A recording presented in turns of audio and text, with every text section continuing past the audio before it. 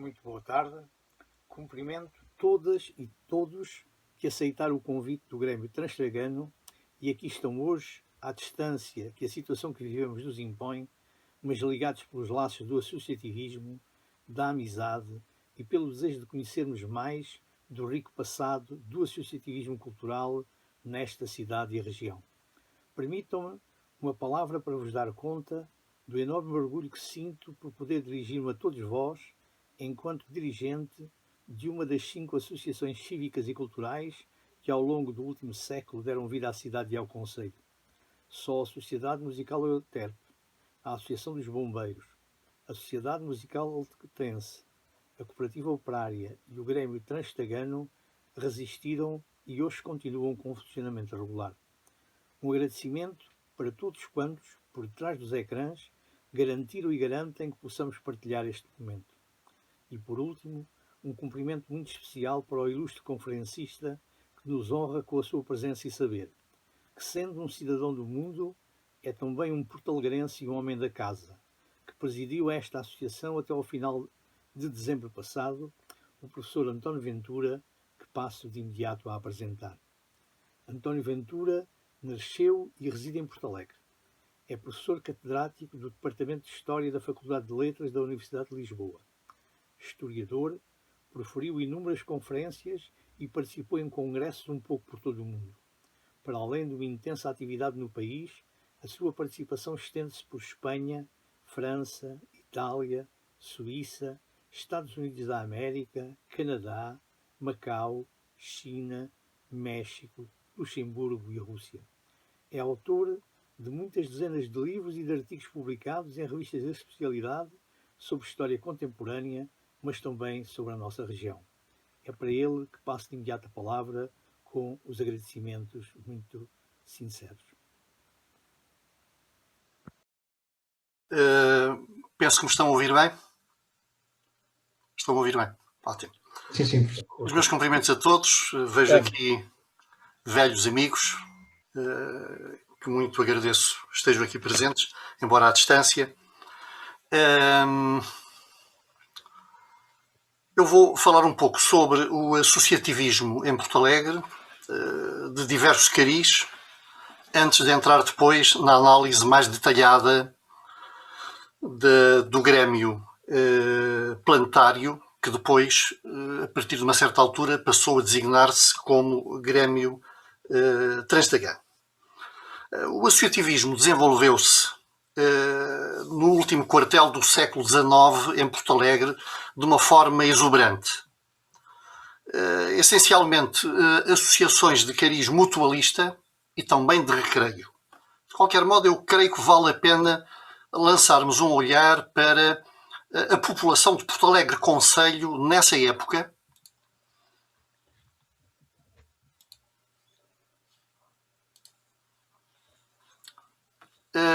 E temos aqui a população do concelho em 1900, 18.711 habitantes. Em 1911, 21.358. Em 1920, 21.328. Depois, só por curiosidade, em 2011, 24.900 e tal. Mas há outro dado curioso que tem a ver com os vários escalões etários, digamos assim. E vejam bem que em 1900, dos 0 aos 14 anos, 6.357, em 1911, 7.470, em 1920, 7.185, em 2011, 3.250. Mais de 65 anos, em 1900, 862, em 1911, 1073, em 1920, 1058, em 2011, 5.813. Eu penso que estes dados são interessantes para vermos como era a população do concelho naquele período que vamos analisar um pouco mais detalhadamente, vá lá, entre 1900, 1920, 20 e tal, 25, 26. Mas voltando aos finais do século XIX, às últimas décadas do século XIX, há notícia de 3 associações na cidade. o Montepio Fraternidade Portalegrense, a Associação dos Artistas e o Montepio Euterpe, 2 Montepios. O primeiro, o Montepio Fraternidade Portalegrense, foi fundado em 1855. A Associação dos Artistas foi fundada em 1866, mas teve uma vida apagada, praticamente não há notícia desta associação. E, finalmente, o Montepio Euterpe. Este, primeiramente, Sociedade Filarmónica Euterpe, foi criado em 1861 e ainda existe. Teve várias metamorfoses ao longo da sua história.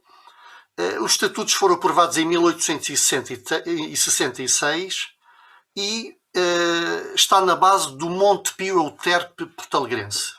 É mais um Montepio que foi criado.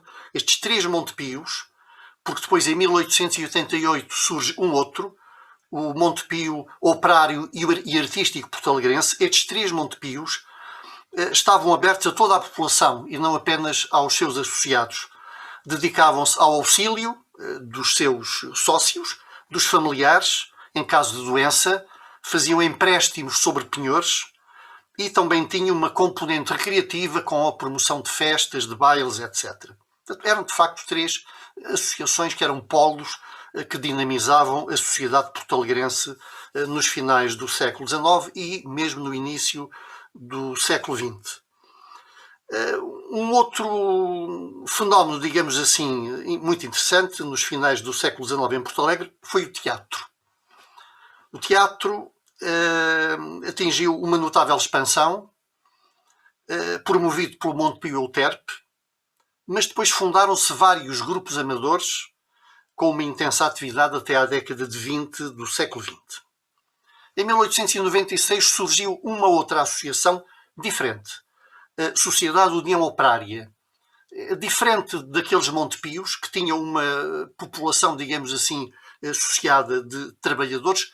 Porto Alegre era, nessa época, uma cidade industrial.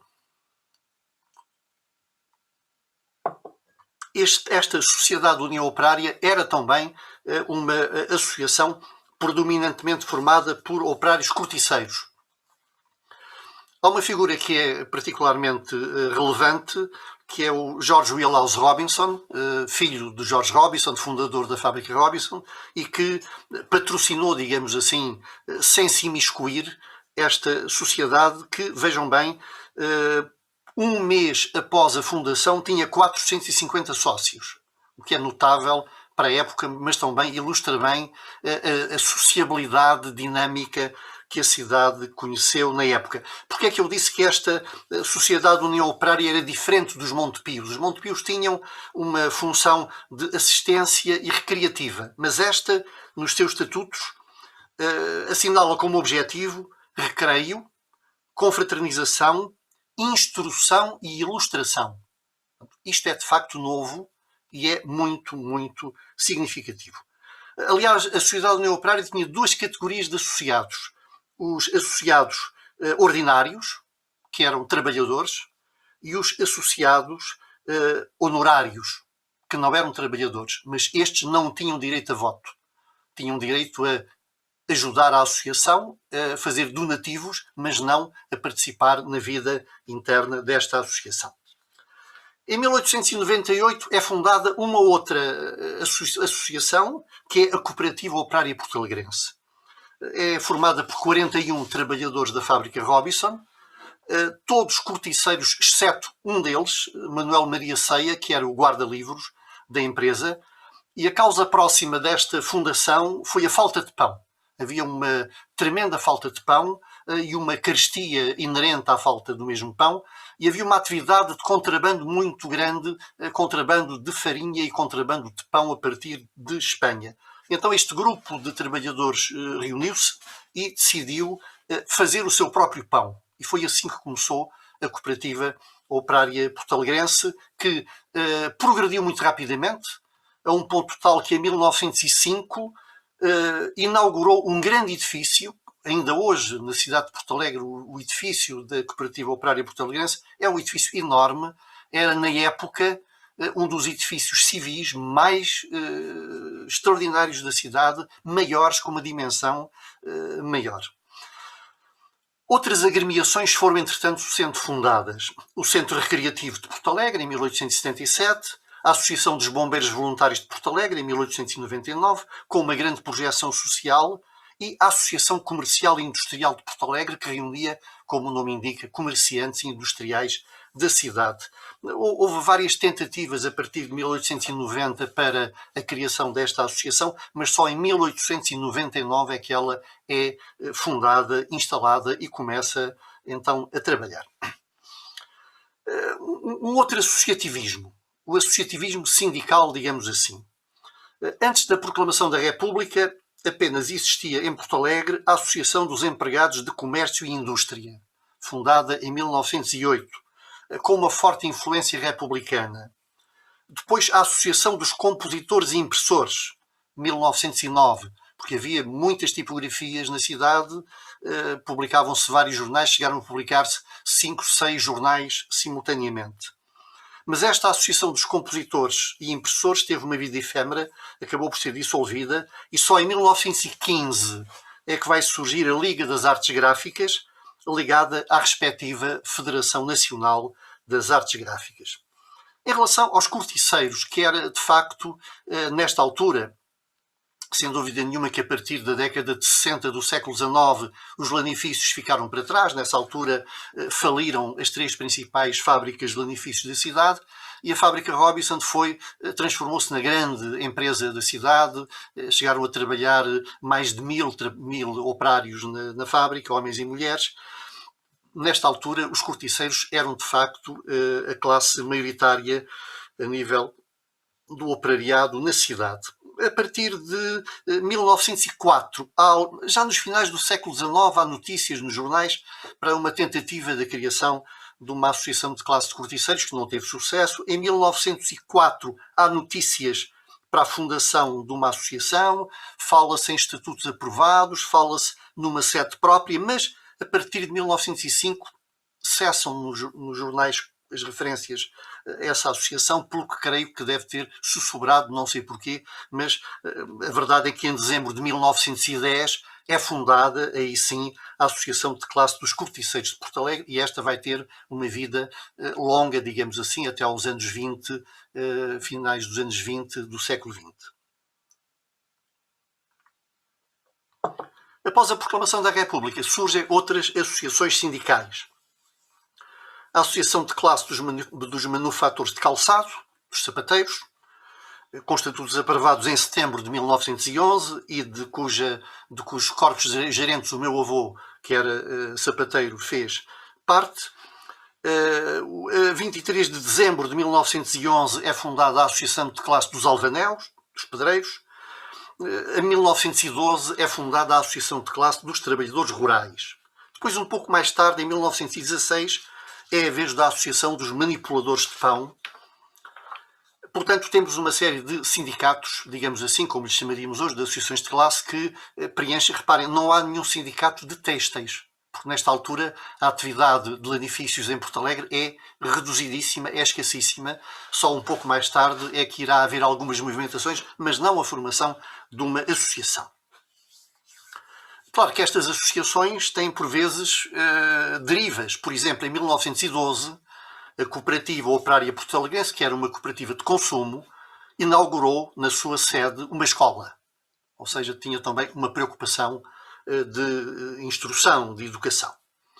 Só para termos uma ideia também da população sindicalizada, em 1912, a Associação dos Trabalhadores Rurais tinha 300 sócios, a Associação dos Corticeiros 250, a Associação dos Manufatores de Calçado 150 e a dos Pedreiros 120.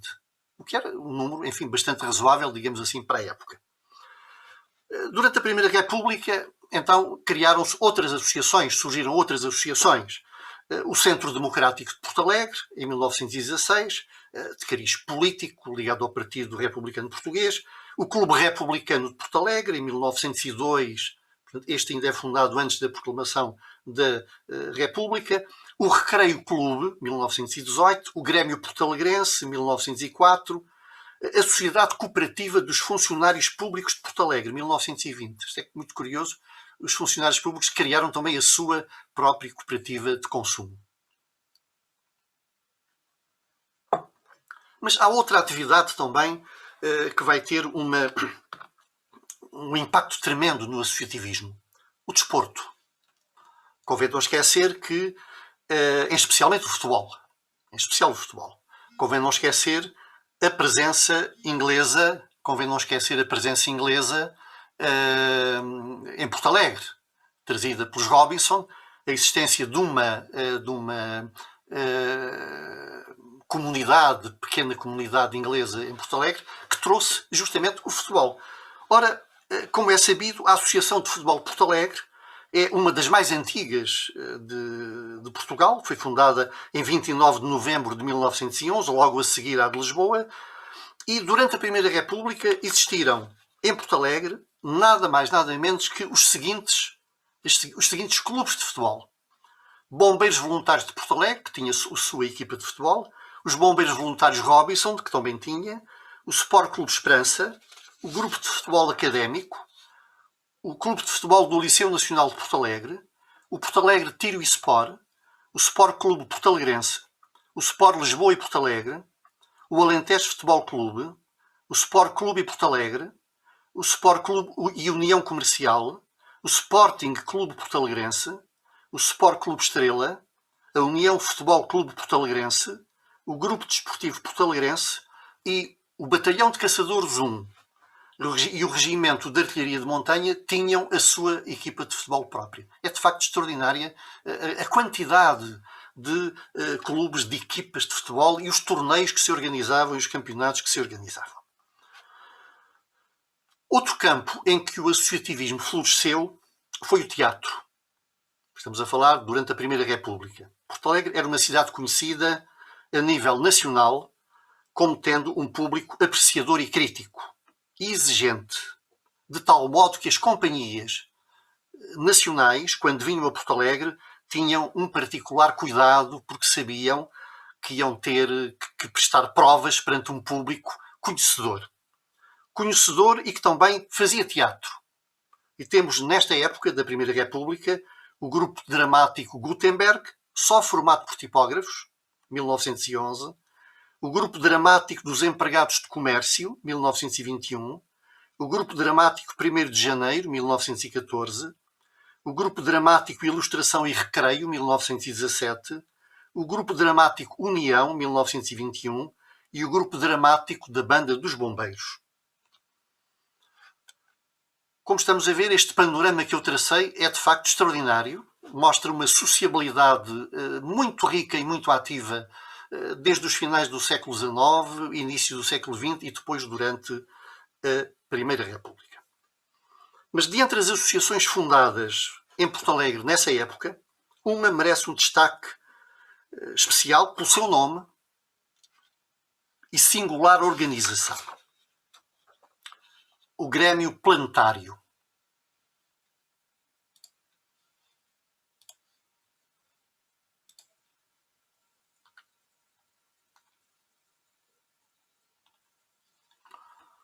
Ora, porquê este nome tão estranho?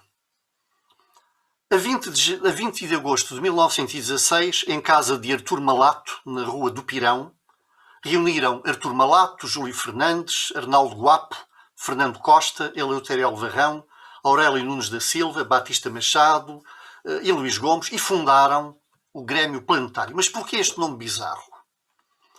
Queremos que se deve a duas publicações que existiram nesta cidade. A primeira, O Cometa, fundada por Francisco de Ascensão Ribeiro. É um periódico, este que estão a ver aqui, e que se vê com alguma dificuldade, porque era mimeografado. Portanto, não se vê muito bem, mas a impressão era uma impressão muito rudimentar, digamos assim. Depois, o número 2 já tinha o cabeçalho impresso, penso que estão a ver o cabeçalho, e depois a primeira página, a ilustração era também mimeografada. E depois, finalmente, passou a ser totalmente impresso. Porquê o cometa? Por causa do cometa Halley, que, enfim, teve um grande impacto em todo o mundo, também aqui em Porto Alegre, a um ponto tal que, como sabem, o cometa tornou-se visível a olho nu por volta de 10 de abril de 1910 e em Porto Alegre publica-se um jornal intitulado O Cometa, que tem como caricaturista Eleutério Alvarão, que será um dos fundadores do Grêmio Planetário. O Cometa não vai existir durante muito tempo, publicam-se 16 números, até 29 de maio de 1916. Depois, em 1912, sai o Eclipse, continuador do Cometa. Portanto, há um hiato.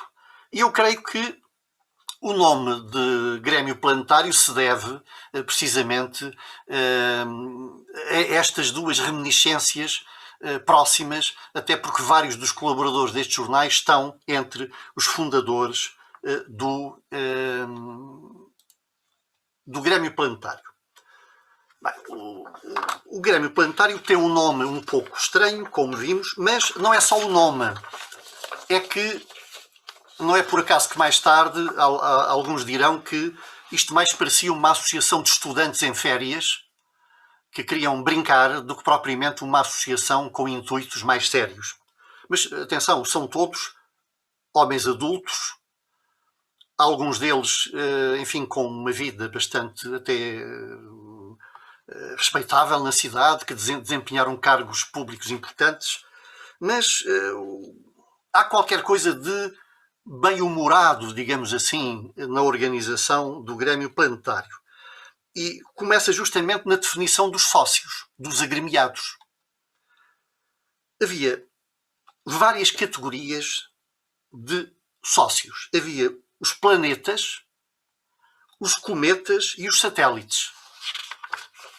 Para quem eram os planetas? Os planetas eram os sócios fundadores efetivos que residiam na cidade. Fernando Martins Costa, irmão de Emílio Costa, enfim, que foi funcionário do Banco de Portugal toda a vida. Jorge Torres Caroço, que era filho do então Coronel Velez Caroço, que foi deputado e senador da República. Manuel Velez Tavares, que era professor do ensino primário. Paulo Monteiro Júnior, que era oficial do Exército. Enfim, Luís de Sousa Gomes, que é uma figura incontornável da vida pública, cultural e associativa da cidade. Artur da Paz Malato, que colaborou nos outros jornais. E o capitão Aurélio Nunes da Silva, combatente da Grande Guerra. Portanto, uma curiosidade. Estes planetas tinham o mesmo nome, digamos assim, ou seja, o Fernando Martins Costa era o Júpiter, o Jorge Caroço Urano, o Manuel Velez Tavares Saturno, e todos eles tinham um nome simbólico, digamos assim, que era o nome de um planeta.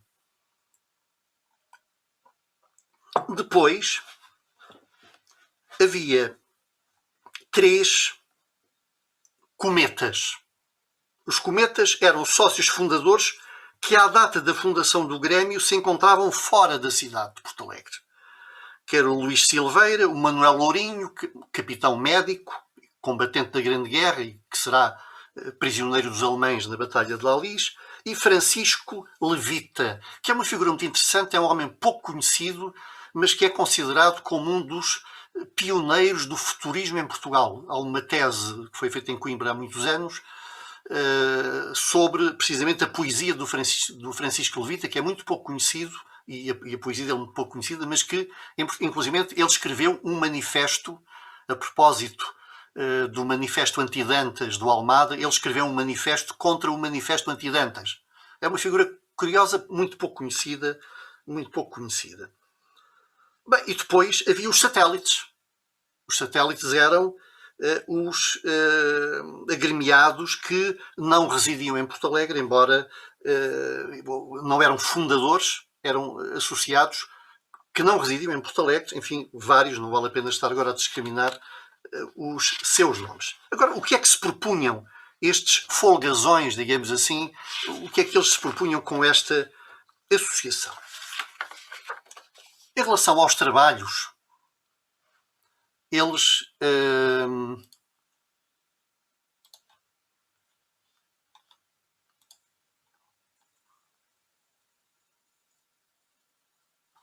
Ora, aqui temos um exemplar dos estatutos do Grêmio Planetário e com uma das orientações mais importantes. É expressamente proibido aos agremiados, tanto nos serões ordinários como extraordinários, tratar de assuntos políticos de ordem partidária. Isto é muito interessante porque estamos em plena Primeira República. Estamos em plena Primeira República, em que a vida política é extremamente ativa, muito conflituosa. E estes homens de que estamos são republicanos todos, mas oriundos de setores diferentes. E eles quiseram encontrar aqui um ponto, um denominador comum, um espaço de convívio, e por isso mesmo as questões partidárias deviam ser postas à margem. Eles organizavam serões, organizavam sessões com temas para serem discutidos. Este era o objetivo fundamental do Grêmio Transtagano. A primeira iniciativa foi 1 de dezembro de 1916, mesmo antes de haver estatutos. Quer dizer, o Grêmio é fundado e promove iniciativas. A primeira é esta, que é um espetáculo promovido pelo Grêmio Planetário no Salão Paraíso, a favor da Cruzada das Mulheres Portuguesas. O Grêmio tem um intuito, estamos em plena guerra, a guerra começou em 1914, Portugal participa na guerra, enfim, em África, mas em 1916 temos a declaração de guerra da Alemanha a Portugal e Portugal entra já, digamos assim, plenamente na guerra. E depois, em 1917, então, as primeiras tropas portuguesas chegarão à França.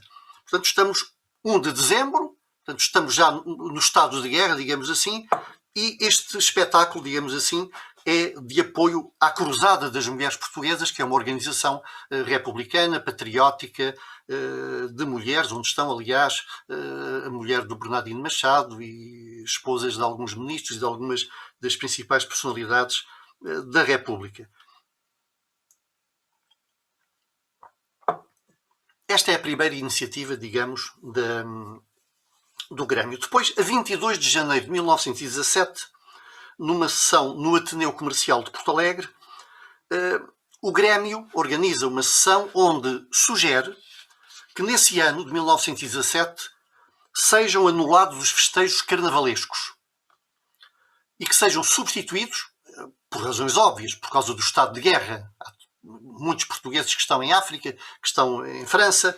Portanto, o que o Grêmio propõe é que esses festejos carnavalescos sejam substituídos por festas para angariar fundos para proporcionar aos soldados do Regimento de Infantaria 22, sediado em Porto Alegre, mas que está em França, um jantar condigno no domingo de Páscoa, constituído por vinhos e produtos regionais.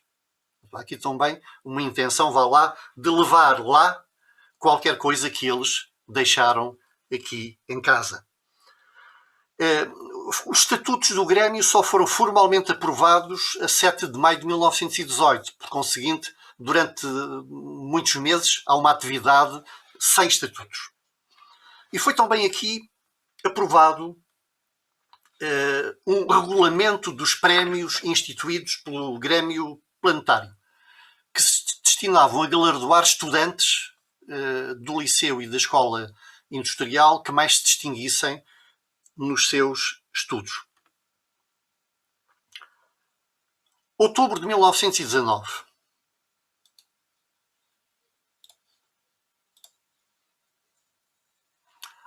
Temos aqui alguns dos fundadores do Grêmio Planetário. Luís Gomes e Artur Malato, Fernando Costa, Paulo Monteiro, Jorge Caroço, o capitão Aurélio Nunes da Silva, Manuel Velez Tavares, Manuel Lourinho. Há algumas figuras também importantes do Grêmio. O comerciante Arnaldo Joaquim Guapo, o industrial Henrique Esteves Moreira, Armando Neves, que veio aqui cumprir serviço militar e ficou durante alguns anos em Porto Alegre, onde até dirigiu jornais, que é uma figura importante no fado. Se tiverem curiosidade, vejam no site da Torre do Tombo, Armando Neves, e há um PowerPoint muito interessante. O espólio dele está lá. Ele, durante décadas, foi uma pessoa muito ligada ao fado, não só escrevendo poemas para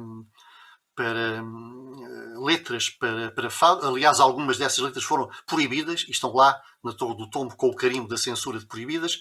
E aqui embaixo, Carlos Josarte Rolo, o segundo Visconde do Reguengo, que foi governador civil substituto e que é também um dos animadores do Grêmio. Eleutério Alvarrão, o caricaturista, e o alferes Francisco Pereira de Lacerda Machado, filho do coronel major na altura, que será mais tarde coronel e depois general Lacerda Machado, que estavam aqui também em Porto Alegre como militares. Outubro de 1919, repito, nos finais de novembro e depois no dia 1 de novembro, realizam-se sessões em Porto Alegre de propaganda da aldeia portuguesa na Flandres. O Grêmio Planetário é que organiza essas sessões, em que intervieram o Lacerda Machado, Luís Gomes. Mas o que é isto da aldeia portuguesa na Flandres? Inclusivamente foram publicados alguns textos. Aqui está. São de propaganda da aldeia portuguesa, Suprema Ilusão, versos de Aurélio da Silva, do Grêmio Planetário, a locução de Luís Gomes e versos de Armando Neves.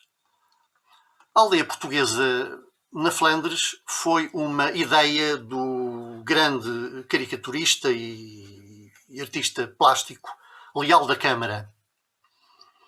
E a ideia, já a guerra acabou, era de construir na Flandres uma aldeia portuguesa. Uma aldeia portuguesa que permanentemente lembrasse a todos, ali, naquela terra onde tantos portugueses derramaram o seu sangue, um naco de Portugal.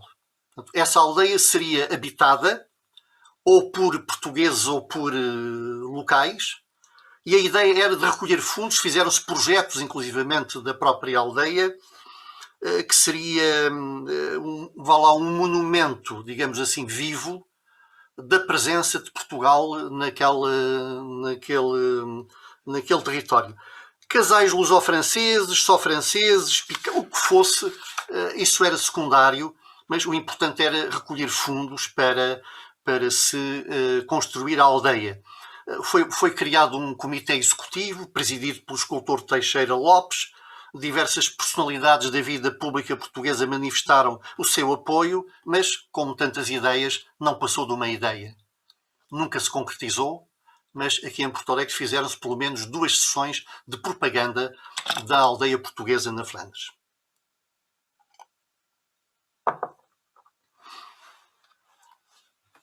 A 29 de outubro de 1919 são alterados os estatutos do Grêmio Planetário.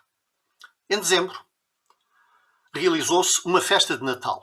19 e depois, em 1920, também por altura de Natal, o Grêmio Planetário organiza também uma festa de Natal destinada às crianças.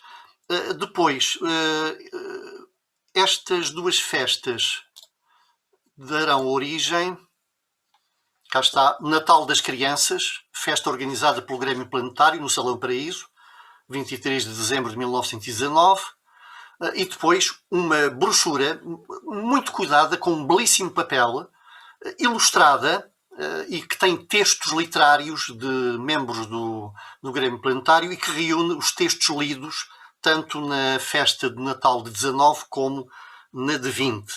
Tem textos de Manuel Velez Tavares, de Aurélio Nunes da Silva, de Armando Neves, de Manuel Lourinho e ilustrações de Francisco Lacerda Machado, do alferes, depois tenente Lacerda Machado, que é de facto o homem que faz as ilustrações de diversos tipos que aparecem nesta brochura. O próprio Leal da Câmara, a propósito da aldeia portuguesa na Flandres, vem a Porto Alegre, participa em janeiro de 1920 numa sessão, é-lhe oferecido depois um jantar de homenagem, e surge nesta altura a ideia, a partir do Grêmio Planetário, de fazer em Porto Alegre aquilo que se planeia fazer em vários pontos do país.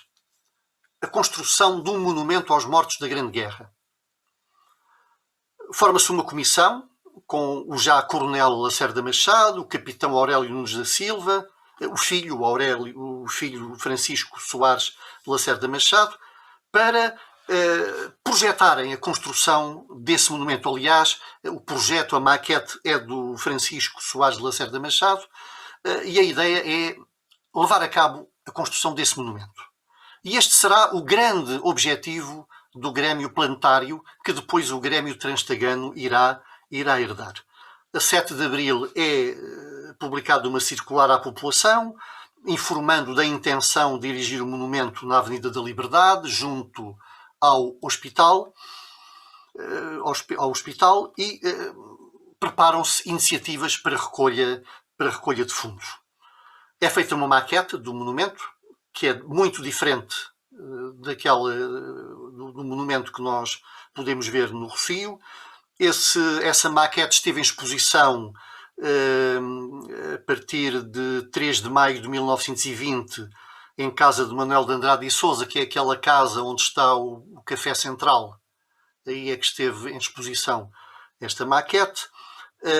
Mas, entretanto, o Grêmio Planetário promove outras iniciativas. Esta vai ser a grande iniciativa, o grande projeto, concretizar este grande projeto. Mas organiza outras iniciativas. Por exemplo, a 12 de maio, no Salão da Câmara Municipal de Porto Alegre, o Grêmio organiza uma sessão sobre a Revolução Liberal de 1820, em que Luís Gomes faz uma conferência, e depois tudo se prepara para o lançamento da primeira pedra do monumento.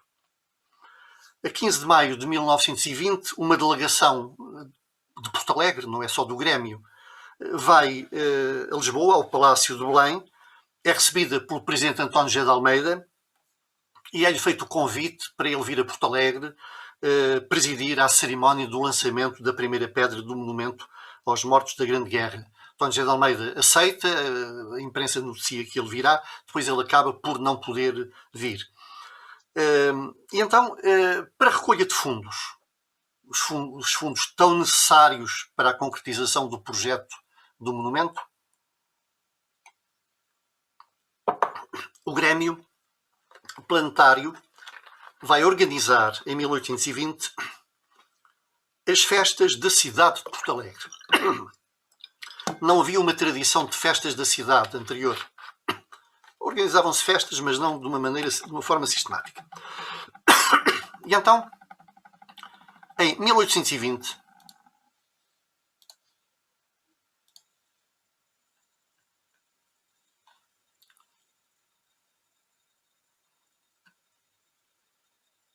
desculpem lá que aqui são outras duas coisas que vos vou mostrar.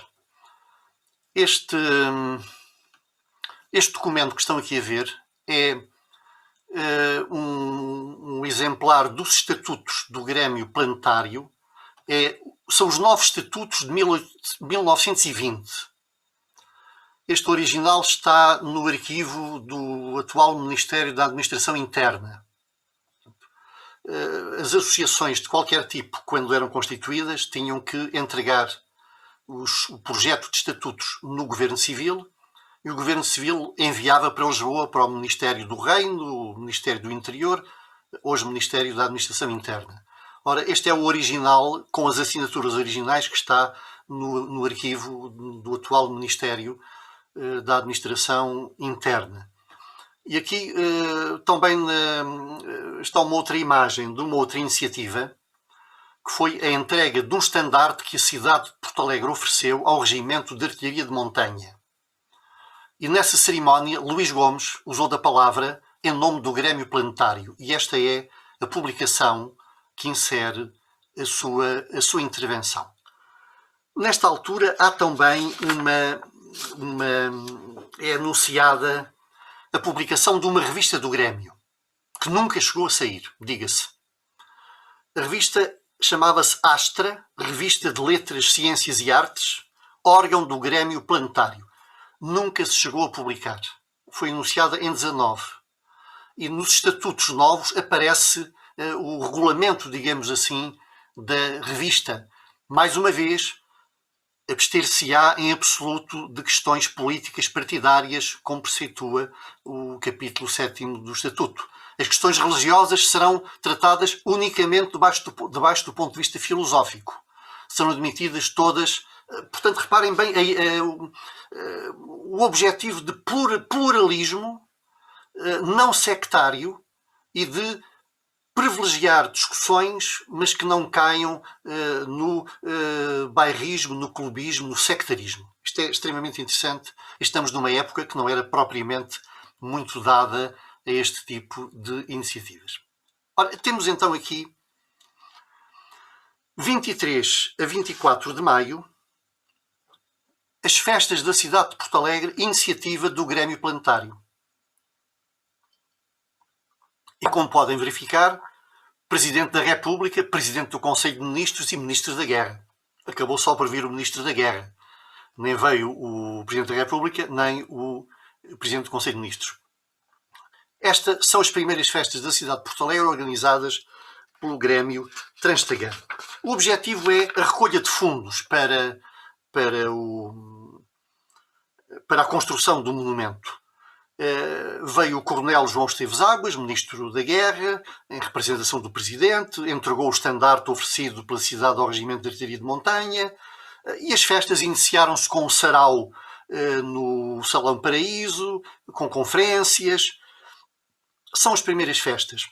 A 24 de maio é lançada a primeira pedra do monumento aos mortos da Grande Guerra. O primeiro passo está dado, mas, enfim, é um primeiro e irá demorar muito a que outros passos sejam dados. Temos aqui também uma outra iniciativa. Em julho de 1920, o Grêmio organizava espetáculos. Neste caso, o que temos aqui é um original de um dos sócios do Grêmio Planetário, Neptuno, que é nada mais nada menos que Aurélio Nunes da Silva. Isto é muito curioso porque não é uma organização do Grêmio, mas muitas destas pequenas peças de teatro ou representações eram originais, escritos propositadamente pelos sócios do Grêmio. Aqui está o que eu vos mostrei há pouco, é a primeira página e a última desse original que está no arquivo do Ministério da Administração Interna. Há iniciativas várias, que são, por exemplo, a 14 de agosto de 1920, no Salão Nobre da Câmara Municipal de Porto Alegre, o Grêmio Planetário organiza uma conferência sobre Nuno Álvares, por Lacerda Machado. Depois, a 24 de agosto, Luís Gomes faz uma conferência na Câmara Municipal sobre a Revolução de 1820 e a sua repercussão em Porto Alegre. E depois, a 24 de setembro, o mesmo Luís Gomes faz uma segunda conferência na Câmara de Porto Alegre, tendo ainda como tema a Revolução de 1820. Estamos a comemorar, nesta altura, o centenário de 1820 e, no ano passado, comemorámos o bicentenário de 1820. Estamos a falar de coisas que ocorreram há exatamente 100 anos. Mas também outros temas foram objeto de conferências. 31 de outubro de 1820, mais uma vez na Câmara Municipal, Luís Gomes e Lacerda Machado fazem conferências sobre Fernão de Magalhães. São temas que têm a ver com a história, são temas que têm a ver com cultura, o que mostra um intuito também de divulgar essas temáticas na cidade a um público mais alargado. Em 1921 repetem-se as festas da cidade, mas agora mais organizadas. 5 e 6 de junho são as festas da primavera, que elas passam a designar-se agora como festas da primavera. Mas, entretanto, há uma alteração. O Grêmio muda de nome e passa a designar-se Grêmio Transtagano. Aliás, um jornal da cidade diz aquilo que eu há pouco referi. Achamos bem porque o primitivo nome mais fazia lembrar uma brincadeira de estudantes em férias do que uma agremiação de gente categorizada, constituída para fins sérios. A verdade é que há uma mudança de nome, o emblema e o lema mantêm-se, não há grandes alterações.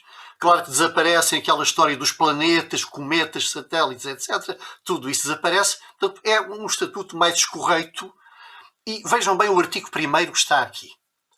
O Grêmio Planetário, fundado na cidade de Porto Alegre, 20 de agosto de 1916, que tem realizado uma obra metódica e persistente de civismo e beneficência, estimulando o amor pátrio e as energias regionais. Isto é extraordinário. São objetivos, de facto, muito curiosos. Estão a ver? O civismo, beneficência, o amor pátrio e estimular as energias regionais. E depois, a questão do monumento aos mortos da Grande Guerra. Quer dizer, a questão do monumento, o desidrato do monumento, é uma espécie de pretexto para mexer com as forças vivas, para animar o que se passa na cidade e no seu contexto. Passa a designar-se Grêmio Transtagano. Por dentro desta designação, caberem todas as suas aspirações de progresso regional, cumulativamente com os estudos próprios de uma sociedade que cultiva as letras, a ciência e as artes. São, de facto, é um enunciado extremamente interessante. Tem por fins a presente agremiação criar, aceitar, desenvolver e impulsionar todas as ideias ou iniciativas de caráter universal, patriótico ou regional, que tendam ao aperfeiçoamento da sociedade, tanto no campo moral como no material. Daqui os objetivos são muito mais enunciados, digamos assim, muito mais abrangentes, muito mais sérios, entre aspas, digamos assim. E temos então a primeira edição das festas da primavera.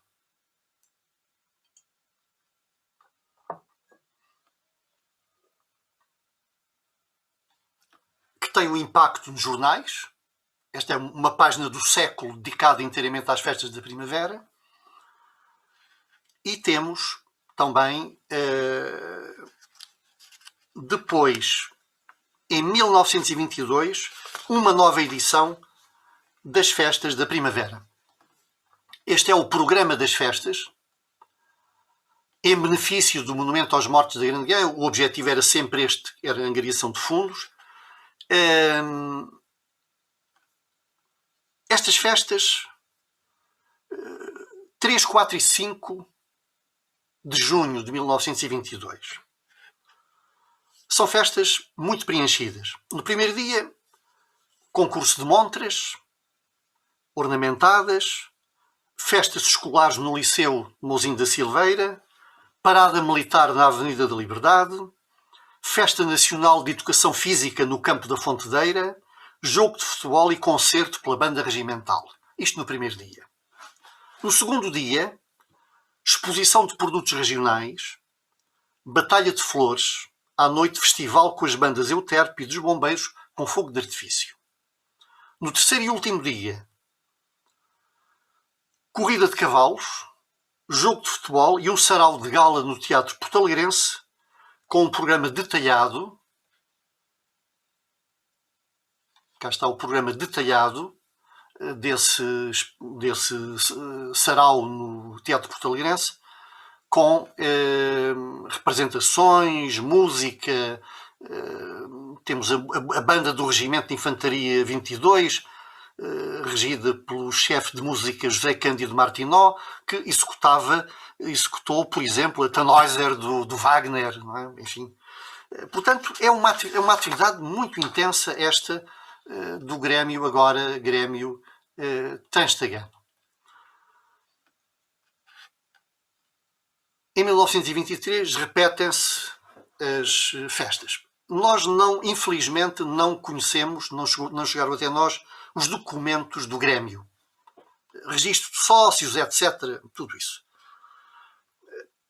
Em 1922 há um documento, uma circular, que é assinada por vários membros do Grêmio.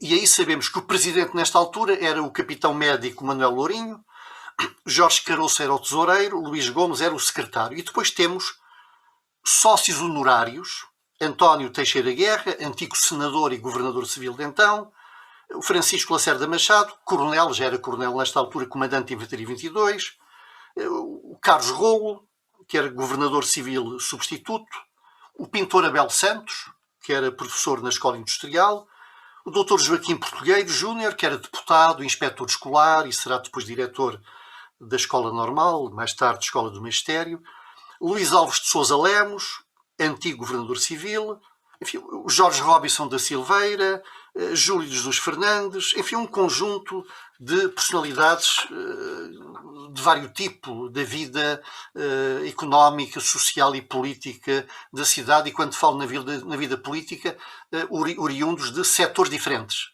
O que é muito interessante nesta época tão extremada e tão radicalizada como foi a Primeira República.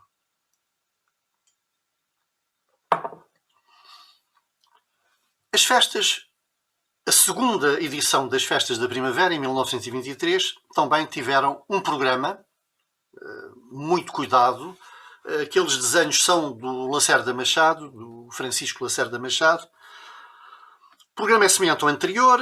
O primeiro dia, exposição regional na Escola Fradense da Silveira, concurso de montras, romagem aos mortos da Grande Guerra, exercício de bombeiros na Fábrica Real. No segundo dia, Batalha de Flores, Festival Noturno. Enfim, são mais ou menos... Há aqui uma corrida de motocicletas, que é uma coisa nova. De facto, nesta altura, no campo da Fontedeira, há uma corrida pedestre, um sarau de gala, também. É representada a Ceia dos Cardeais, de Júlio Dantas. E este programa tem alguns textos de caráter histórico e literário e muita publicidade, pois naturalmente a publicidade servia para financiar a edição do mesmo programa. Ora, em setembro de 23, o Grêmio Transtagano organiza uma grande exposição agrícola regional. 14 a 15 de setembro de 23. Não vou perder muito tempo, mas posso-vos dizer que este programa é riquíssimo, muito detalhado, por grupos. Apenas uma pequena amostra. Produtos pomológicos. Primeira secção, frutos em natureza. Abrunho, alperce, ameixa, amêndoa, amora, avelã, cerola, castanha, damasco, dióspiro, figo, framboesa, groselha, laranja, limão, maçã, marmelo, nêspera, pêssego, pera, pero, pinhão, romã, laranja, uva e outros frutos cultivados na região. E depois uma segunda secção, frutos em calda ou em polpa. Abrunho, alperce, ameixa, damasco. E depois uma secção, frutos cristalizados. Depois, frutos secos com ou sem açúcar. É impressionante a descrição, o detalhe das secções e dos tipos e subtipos de produtos a serem expostos.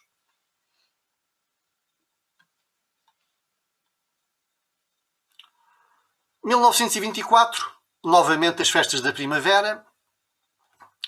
Este é o boletim de inscrição para a exposição de produtos regionais, 5, 6 e 7 de junho. Neste ano são 3 dias também.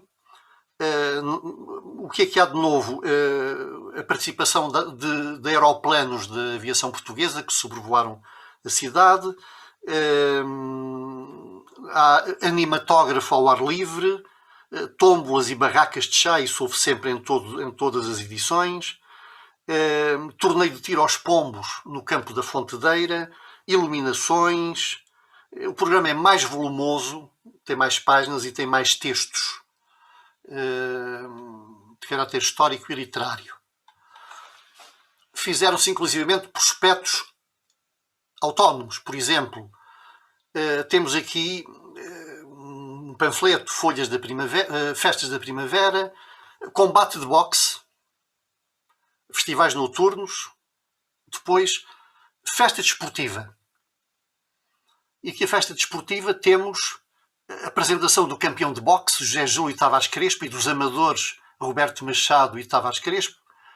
luta greco-romana, exercício de punching ball, exibição de um combate entre o campeão de Portugal e Tavares Crespo irmão.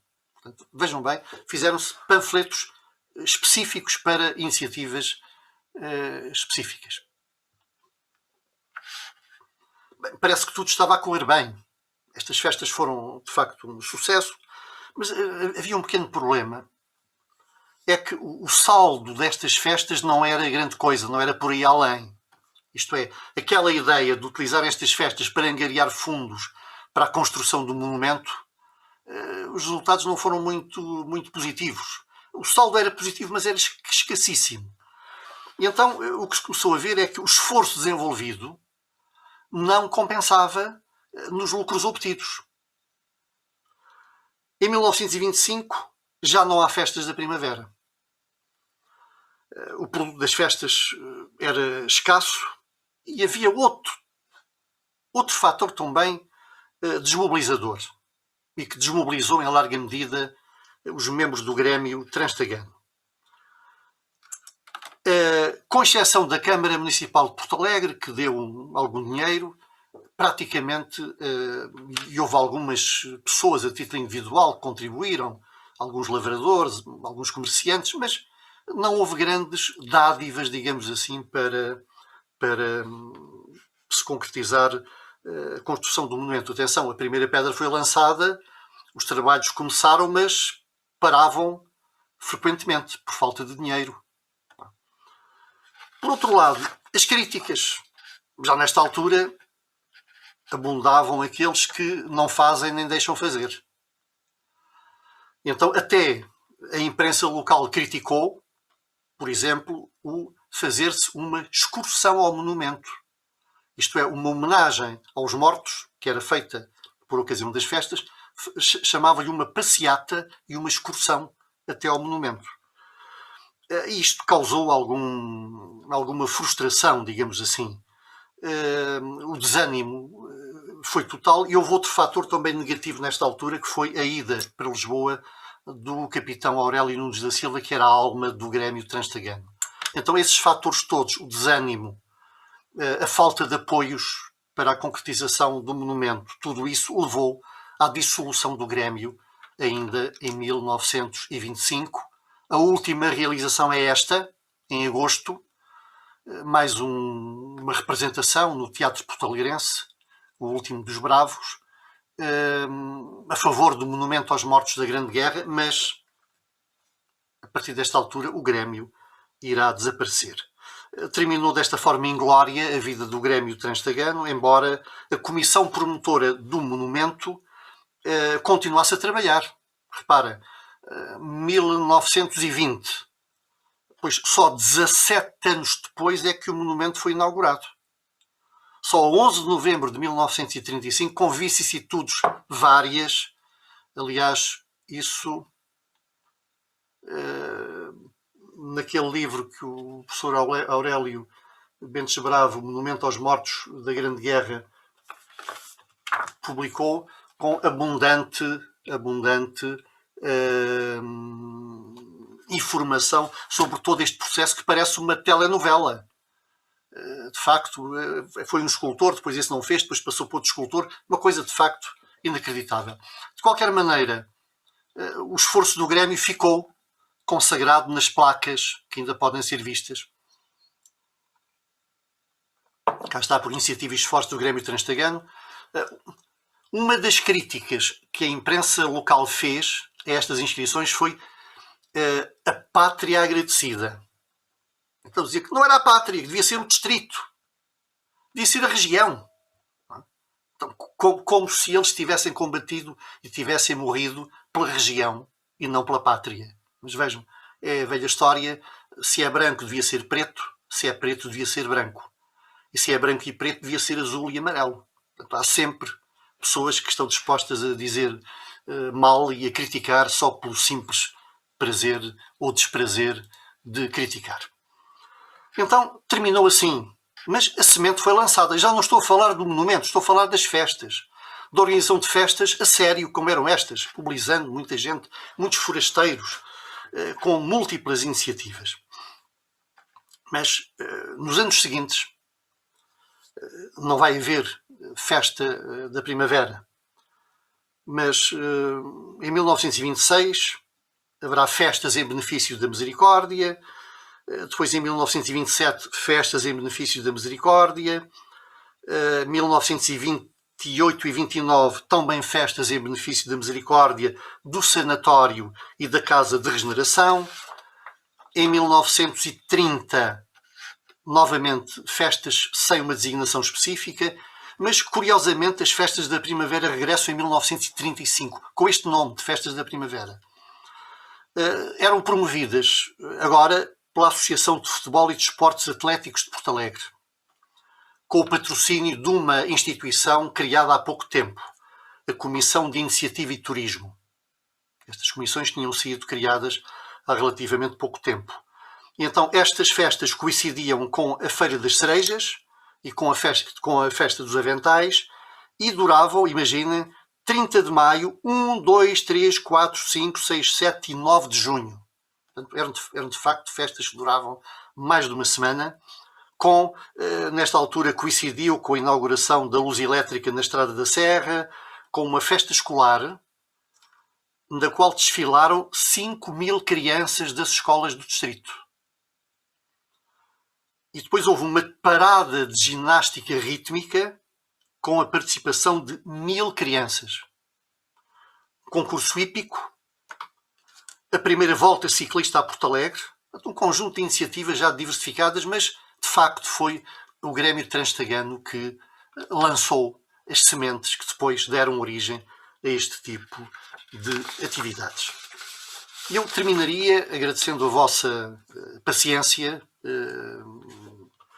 que tiveram em ouvir-me, ainda por cima, nestas condições que não são propriamente as melhores, mas eu diria que o Grêmio Transtagano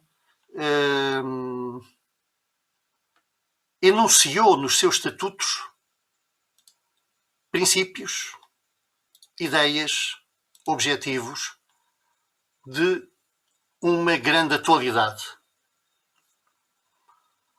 Inserir no seu programa, nos seus estatutos,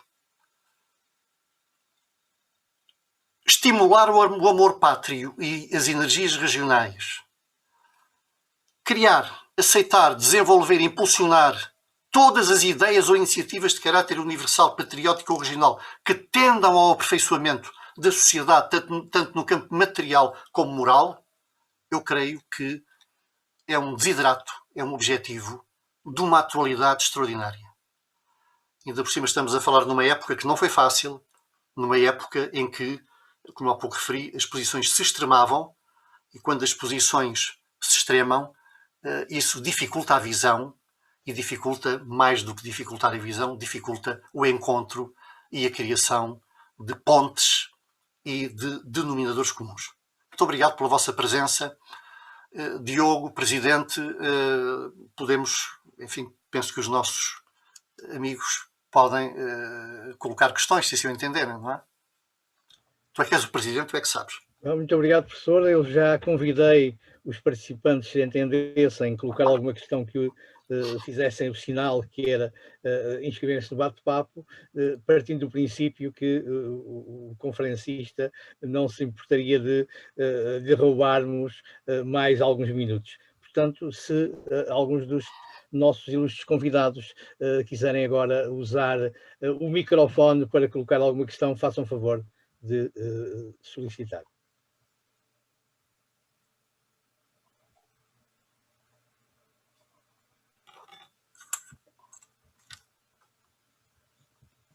O José Pinheiro, que solicitou poder usar a palavra, vou só tentar dar-lhe som.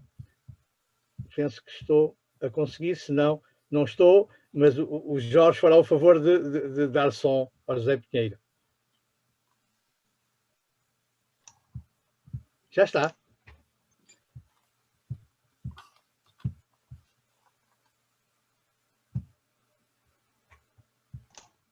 Agora está. Então, boa tarde a todos.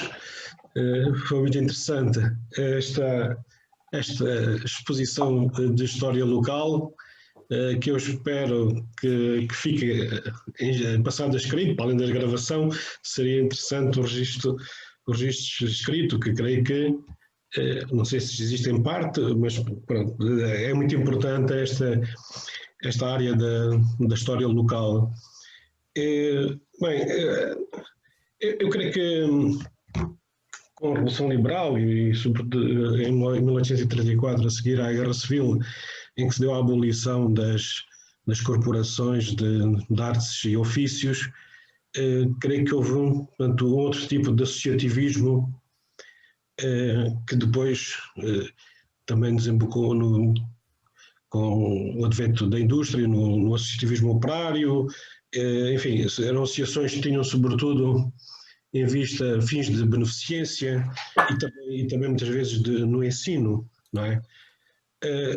E portanto dá a ideia que foram épocas, quer no liberalismo monárquico, quer na Primeira República, épocas de um grande dinamismo cívico, não é? Portanto, de grande associativismo. E creio que, isso o professor já não se referiu a esse aspecto, o que terá acontecido já no período da ditadura e do Estado Novo, não é? Enfim, de certa maneira, essas associações terão encontrado várias dificuldades, desde logo pela homologação dos corpos dirigentes e tudo isso, não é? Que uma pessoa que está ligada aqui à minha terra, à fronteira, os Esteves dos Santos, sei que teve alguns problemas com o regime, etc. Enfim, o próprio Estado Novo tentou criar outro tipo de associações, da FNAT, as Casas do Povo, dos pescadores, etc. Portanto, como é que o associativismo depois se vai desenrolar nesses tempos, não é?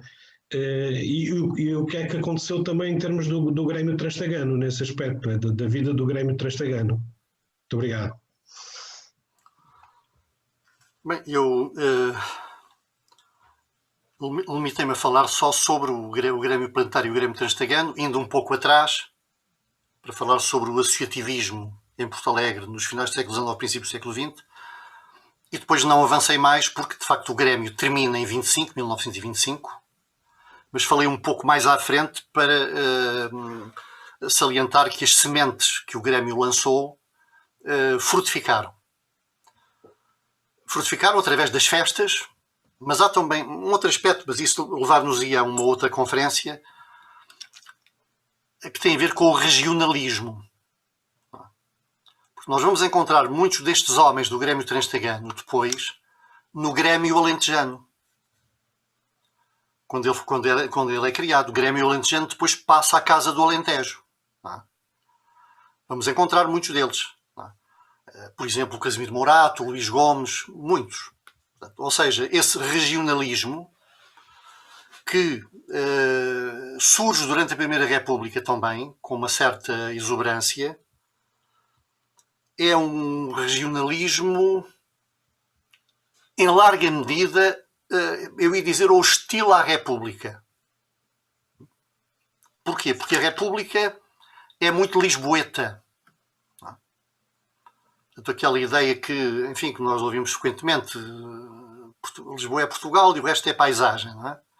Ou seja, esse centralismo que já vem de trás, vem do tempo da monarquia constitucional, não é? E continua na Primeira República, isso provocou o aparecimento de movimentos durante a Primeira República regionais. Nós aqui em Porto Alegre, no distrito, tivemos um partido republicano regional. 1911. O João Camoesas, que vai ser uma figura importante do Partido Republicano Português, foi candidato por esse Partido Republicano Regional. Tivemos depois, em 1925, aqui, candidatos regionais. Portanto, esses candidatos regionais, o que é que eles contestavam? Era o centralismo. Era a ditadura das arcadas do Terreiro do Paço.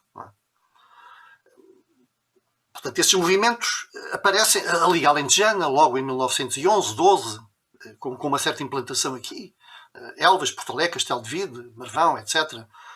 Portanto, mas acontece a mesma coisa no Algarve, com o Congresso Algarvio de 1915, acontece em Trás-os-Montes, nas Beiras. Portanto, há movimentos regionalistas que vão estar na origem das casas regionais depois, mais tarde, não é? Congressos regionais, etc. Não é? Portanto, alguns destes homens do Grêmio Transtagante vão estar nesses movimentos regionalistas, que podem ser de dois tipos. Quer dizer, esse regionalismo, o Estado Novo vai aproveitar esse regionalismo no sentido próprio. Quer dizer, esse regionalismo, se for reivindicativo, não convém. Quer dizer, se for um regionalismo que reivindica para as regiões competências, estruturas, não convém. Mas se for um regionalismo folclórico, esse convém. Não. Quer dizer, se for um regionalismo que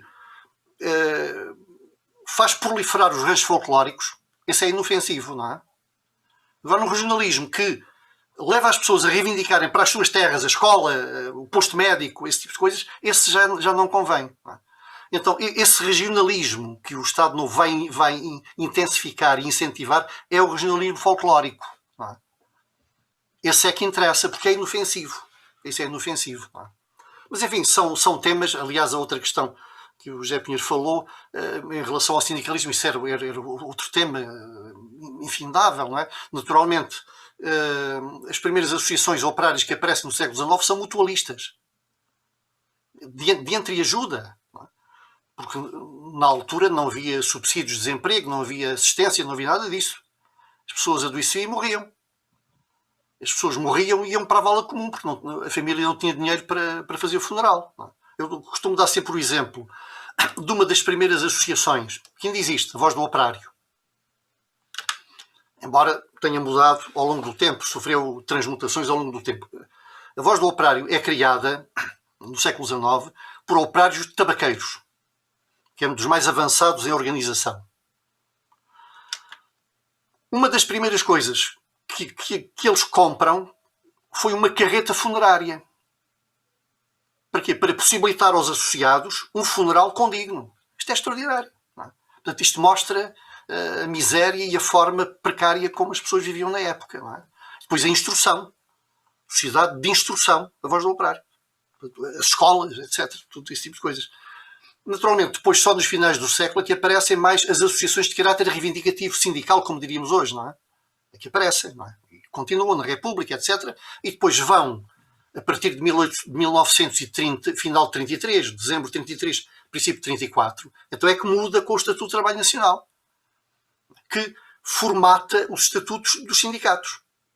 Quer dizer, a questão é muito simples, quer dizer, é obrigar as associações sindicais existentes a aceitarem um estatuto que as domestica completamente, que as põe sob o controle do Estado completamente, em que os estatutos têm que obedecer àquela fórmula, àquele formulário, senão não são reconhecidos, em que os corpos gerentes têm que ser homologados, portanto, ou seja, termina o sindicalismo livre aí. Claro, termina. Pois, qual era a hipótese? Qual era a alternativa?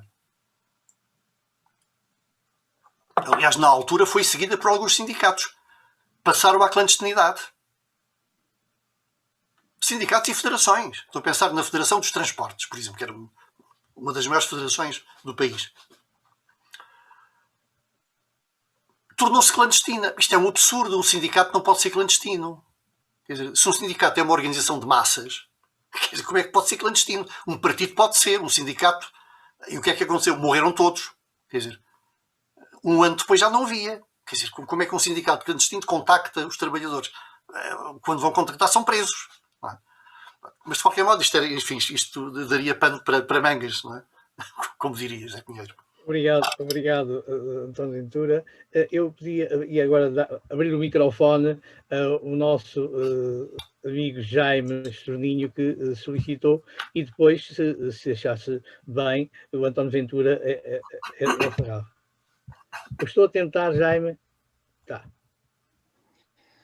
Ok, muito obrigado. Boa tarde a todos. Sr. Professor, muito obrigado por esta excelente, maravilhosa lição de cultura e de história.